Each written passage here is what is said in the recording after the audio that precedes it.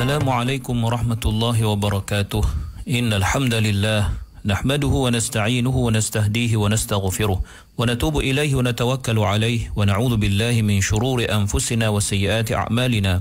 من يهد الله فهو المهتد ومن يضلل فلن تجد له وليا مرشدا أشهد أن لا إله إلا الله وحده لا شريك له وأن سيدنا محمدا عبده ورسوله وصفيه من خلقه وحبيبه بلغ الرسالة وأدى الأمانة ونصح الأمة وكشف الغمة وجاهد في الله حق جهاده حتى أتاه اليقين اللهم صل على سيدنا محمد وعلى آله وصحبه وبارك وسلم أما بعد. Muslimin muslimat, sahabat pendengar IKIM yang dirahmati Allah, marilah sama-sama kita mulakan pagi kita dengan mengucapkan syukur kehadrat Allah di atas segala nikmat yang Allah Ta'ala kurniakan kepada kita, terutamanya nikmat iman dan Islam.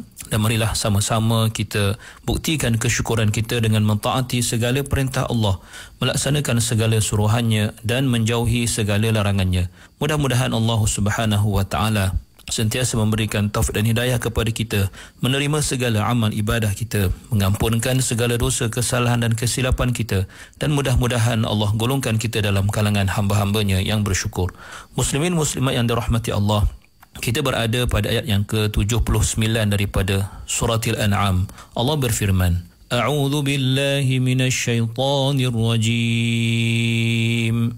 إني وجهت وجهي للذي فطر السماوات والأرض حنيفا وما أنا من المشركين. Yang bermaksud, sesungguhnya aku hadapkan muka dan diriku kepada Allah yang menciptakan langit dan bumi, sedang aku tetap di atas dasar tauhid, dan bukanlah aku dalam kalangan orang-orang yang menyekutukan Allah dengan sesuatu yang lain. Muslimin muslimat yang dirahmati Allah, ayat ini merupakan penutup hujjah yang dikemukakan oleh Nabi Ibrahim AS untuk membuktikan ketauhidan dan keesaan Allah Subhanahu wa Ta'ala kepada ayahandanya dan juga kepada kaumnya. Lalu Allah rakamkan apa yang dikatakan oleh baginda, Inni wajjahtu wajhiya lilladhi fatara as-samawati wal arda hanifa. Bermaksud, sesungguhnya aku hadapkan wajahku dan hatiku dalam kecintaan dan ibadahku hanya kepada Allah Subhanahu wa Ta'ala yang menciptakan langit dan bumi, dengan tidak ada contoh ataupun tidak didahulukan oleh apa-apa pun sebelumnya. Pada kalimah hanifa membawa maksud cenderung daripada atau jauh daripada agama-agama yang batil dan akidah-akidah yang palsu kepada agama yang benar. Maka itulah maksud hanifa.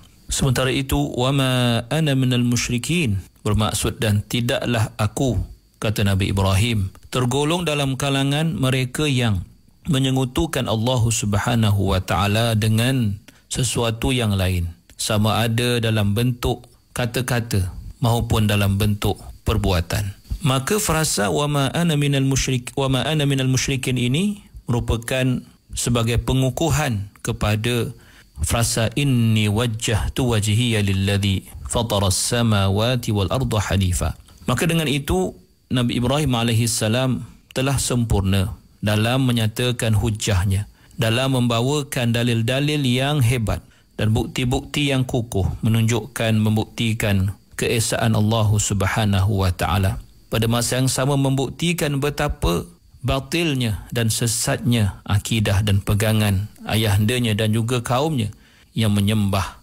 patung, menyembah berhala, menyembah bulan, bintang dan juga matahari. Semuanya adalah batil belaka. Muslimin muslimat yang dirahmati Allah, mari kita lihat ayat seterusnya, iaitu ayat yang ke-80 daripada surah Al-An'am. Allah berfirman, A'udzu billahi minasyaitonir rajim. وحاجه قومه قال أتحاجوني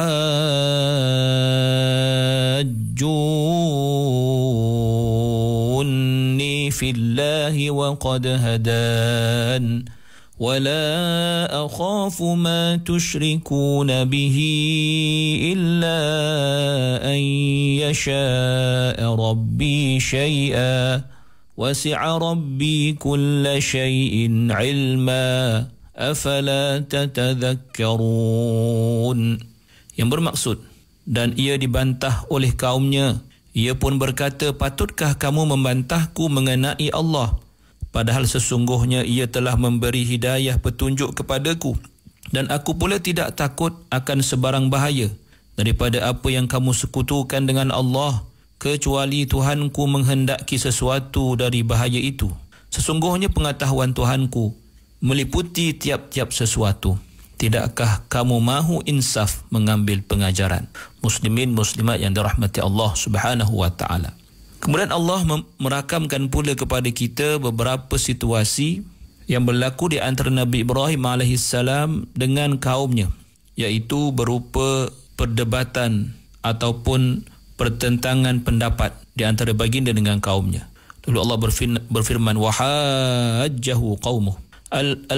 Al-mahajjah yang dirujuk kepada kalimah wahajjahu bermaksud al-mujadalah, iaitu perdebatan, pertelingkahan dalam menyatakan hujjah.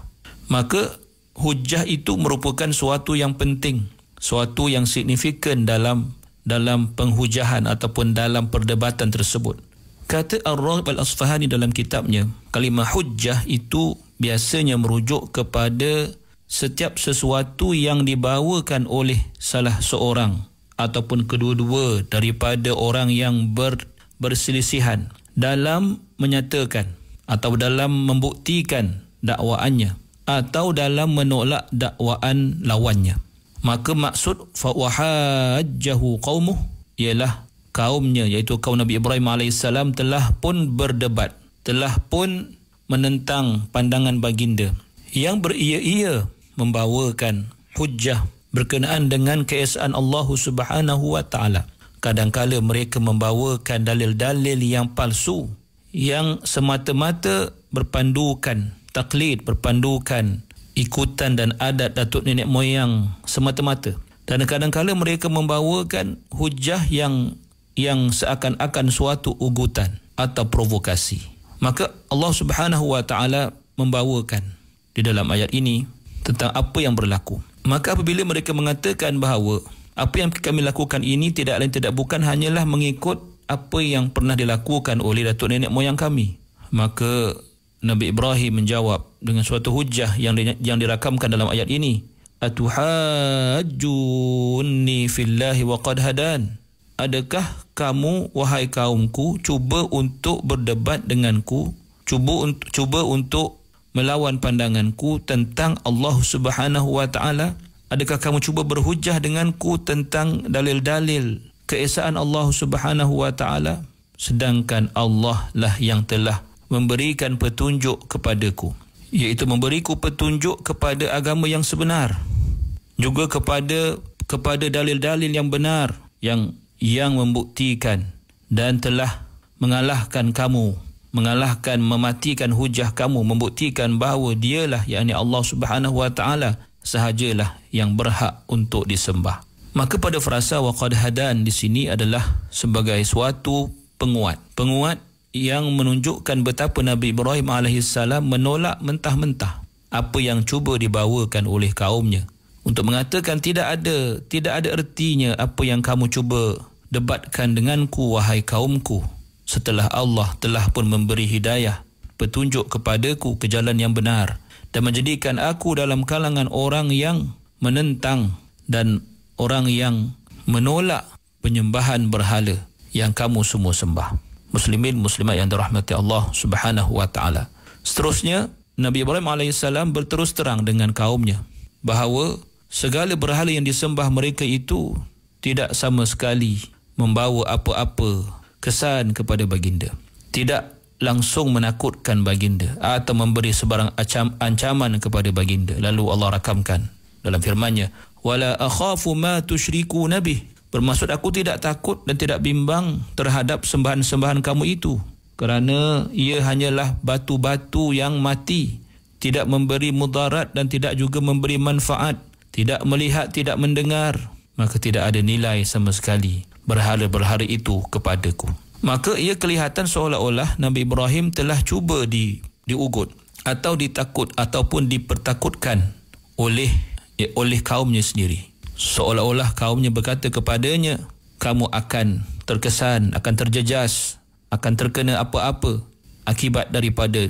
sikap kamu terhadap berhala-berhala kami. Maka ditambah lagi oleh Nabi Ibrahim AS dengan suatu keterangan yang jelas bila Allah merakamkan, illa ayyasha rabbi syai'a, melainkan Tuhanku kehendaki berlaku sesuatu kepadaku. Membawa maksud, aku tidak takut, kata Nabi Ibrahim, aku tidak takut akan sembahan-sembahan kamu, berhala-berhala kamu pada bila-bila masa, melainkan apabila sampai masanya kehendak Allah Tuhanku berlaku sesuatu yang tidak baik bagiku, maka jika berlaku apa-apa musibah kepadaku, maka ia adalah dengan kuasa Allah Tuhanku dan kehendaknya, bukan dengan kuasa berhala-berhala kamu atau kehendak-kehendak berhala-berhala kamu. Muslimin muslimat yang dirahmati Allah, maka inilah keindahan adab Nabi Ibrahim AS dengan Allah Subhanahu wa taala. Betapa baginda menyerahkan dirinya dan apa yang bakal berlaku kepada dirinya kepada Allah Subhanahu wa taala. Walaupun baginda seorang yang kuat imannya terhadap Allah dengan sebenar-benar keimanan, pada masa yang sama mengingkari dan mengkufuri Tuhan-Tuhan ciptaan kaumnya dengan sekuat-kuat ataupun dengan begitu bersemangat menentangnya. Melainkan baginda Nabi Ibrahim AS meninggalkan segala urusan hanya kepada Allah dan kehendak Allah Subhanahu wa taala, dan menyatakan bahawa apa yang bakal berlaku pada masa hadapan itu hanyalah dengan kehendak Allah Subhanahu wa taala. Seterusnya Allah berfirman, wasi'a rabbi kulla syai'in ilma.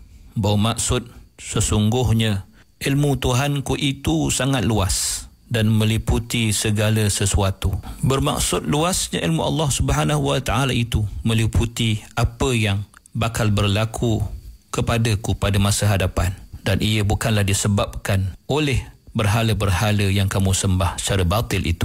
Muslimin muslimat yang dirahmati Allah. Seterusnya Allah tangguhkan ayat ini dengan firman-Nya, afala tatadhakkarun, tidakkah kamu mahu mengambil pengajaran? Wahai kaumku yang selama ini telah lalai daripada memerhatikan sesuatu yang telah jelas kubentangkan kepada kamu, yang pasti tidak akan ada sebarang syak dan sangkaan lagi bahawa sesungguhnya hanya Allah sahaja Tuhan yang berhak disembah, dan sesungguhnya berhala-berhala yang kamu sembah itu tidak sama sekali layak dipertuhankan kerana tidak boleh memberi manfaat maupun mudarat. Maka ia suatu sindiran tajam kepada kaumnya dan kepada ayahandanya supaya mereka bertaubat dan kembali menyembah Allah Subhanahu wa taala, dan ia hanya boleh berlaku apabila mereka melakukan at-tadhakkur, iaitu mengambil pelajaran dan pengajaran serta insaf di atas kesalahan mereka. Aqulu qawli hadha wa astaghfirullahal azim li wa lakum. Wassalamu alaikum warahmatullahi wabarakatuh.